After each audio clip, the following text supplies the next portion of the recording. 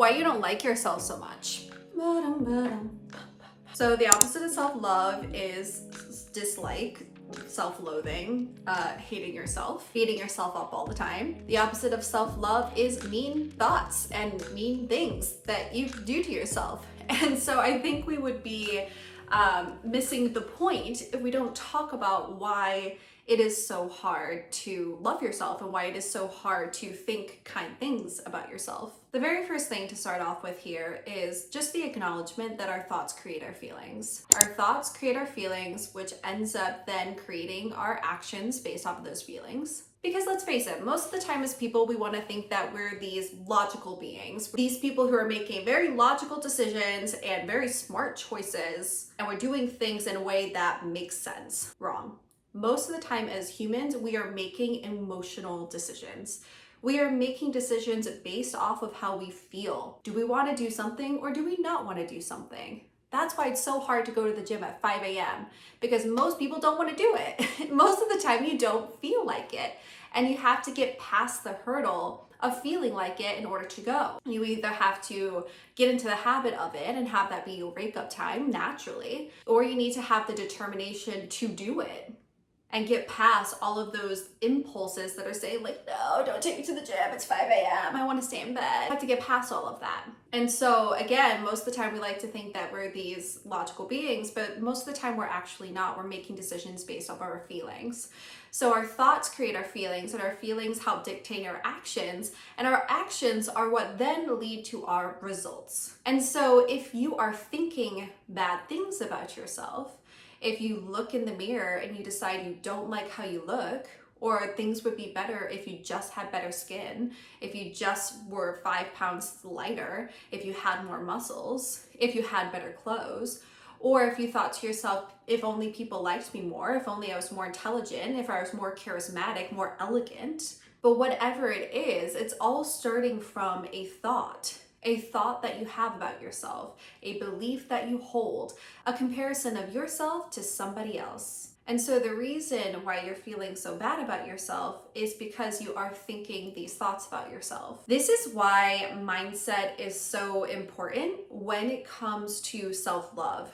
To me, the real definition of self-love is being able to look after yourself mentally and emotionally. And yes, physically, of course, but so much of that comes down to your mindset and how you are feeling. And so that's why I wanted to bring in a mindset practice for us today. Because I ultimately think that the path to self-love is a mindset of self-love, is a practice of self-love. It's not just this once a month, have a bubble bath. That's not it. That's a consumerism-based self-love. And that's beautiful in its way. Like, I love a bubble bath as much as the next person, especially with like essential oils and a movie. Like, that's a great time, but that's not the definition of self-love. Self-love is a much more internally based thing. Okay, so you might be thinking, great, it all comes down to my thoughts, to my belief system, how I think about myself, but then what? What do I do with that? Here's what we're gonna do with that. I want to teach you a practice called Better Thinking Feeling Thoughts. Did you know you can actually train your brain to think differently? You can. It's a practice. You have to show up and you have to do it. You have to engage with it in a daily way. But you can actually start to rewire your brain by intentionally picking thoughts, by intentionally practicing new thoughts. The thing is, it really is simple. It doesn't mean it's easy. A lot of the time, people overthink this part of the process. But practicing thinking new thoughts is just that. Your brain is going to present you with a thought. Your brain is going to present you with a thought, with a belief, and you're going to think it's really true because it feels really true. Most of the time when we think something about ourselves, it's not actually fact, but we treat it like a fact, and then that becomes our downfall. So the first thing you have to do is just be aware that your thoughts are not fact. Most of the time, it's a thought that led to a feeling, and it just feels true. And you can pick a different thought that can feel just as true. It may take practice and time to develop, but it's absolutely possible. The way I like to do that is with the Better Thinking Feeling thought. The better thinking feeling thought is all about finding a thought that feels a little bit better to your body, but it has to be something that still feels true to you or plausible to you. It has to feel within the realm of possibility for your brain. Now, for some people, you might be able to stair step it up to a thought that feels really good, depending on what your brain belief system allows.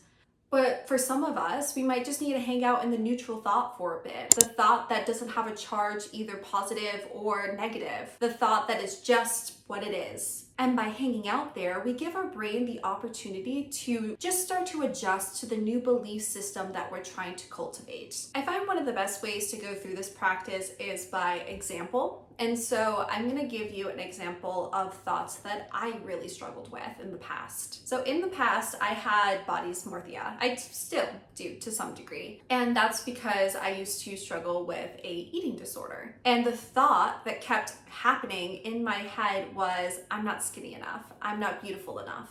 Now, those thoughts weren't objectively true. I was definitely skinny enough. And I was also pretty, or at least I believe I was pretty. I'm sure some mean person is gonna come into the comments and say, you're not pretty. I think I'm pretty. My cat thinks I'm pretty. My boyfriend thinks I'm pretty. I'm pretty. Leave me alone.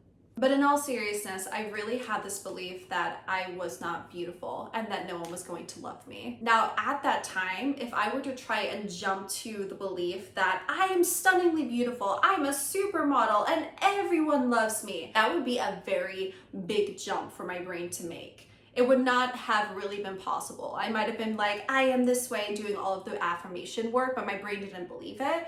And so it wasn't gonna happen. It wasn't going to land. By the way, that's why people struggle with affirmation work, because it doesn't feel true to the brain. You still wanna get that rhythm in there. You still wanna tell yourself those things. I'm not saying don't do that. But the reason it doesn't really lock in the way that you want it to lock in is because it feels outside of the brain's realm of possibility. And so if you're working with affirmations, my invitation would be make the affirmation something that feels tangible to your brain, something that feels within the realm of possibility. It's plausible. It's something your brain can grip onto. Back to the example. I'm not beautiful enough and no one's ever gonna love me. I'm not skinny enough and no one's ever gonna love me. I wouldn't have been able to make that big jump to I'm a supermodel or I'm stunning and everyone's gonna love me. That would have been too far of a jump. The jump that I could have made, like the stair step thought I could have made, the better thinking feeling thought I could have made, was this. Beauty is subjective, and so I could be beautiful. That is the belief that I could have had at that time, that beauty was subjective, which means it is possible for me to be beautiful. The other thought that I could have adopted at that time is love is subjective, and so I can be loved. Lots of people are loved. Lots of people of different body sizes, of different personalities are loved. And so it's possible for me to be loved.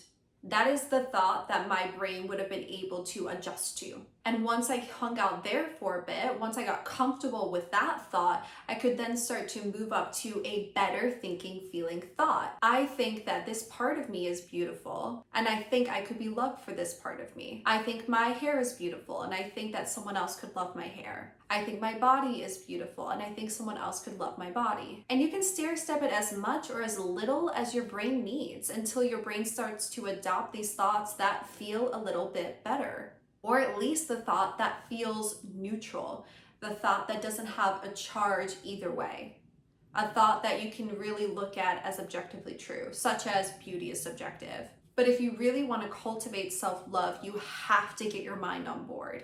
You have to start thinking kindly about yourself and treating yourself kindly and speaking to yourself in a kind, compassionate way. Because as the cliche says, you are your own biggest critic. It's easy for the brain to project all of these mean, nasty things onto ourselves and then deem it as true because it feels a certain way in our body. We convince ourselves that we are these unlikable, unlovable people, and it's not objectively true. You have to give your brain a different ball to play with.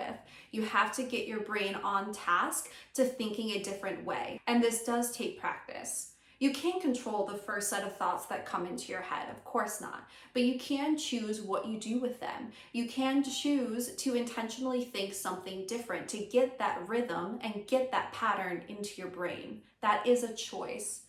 You have a choice to remind yourself of your good qualities when you feel yourself start to spiral down. That is a choice. We all have these choices. And by acknowledging the choice that you have, you get to take your power back. You get to put self-love within your realm of power. And I think that's so important when it comes to this work.